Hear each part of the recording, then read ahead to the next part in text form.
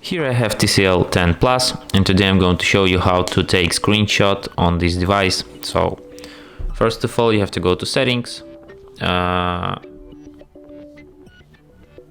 Actually, you don't have to go to settings. You have to just open the screen which you want to capture. It could be the settings list, for example.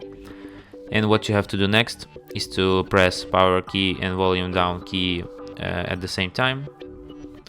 And that's how you take a screenshot.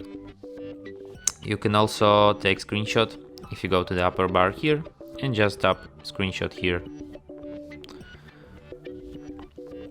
You can find your screenshot in gallery, in the screenshots album. And here you have your screenshots. You can share, edit or delete it from here.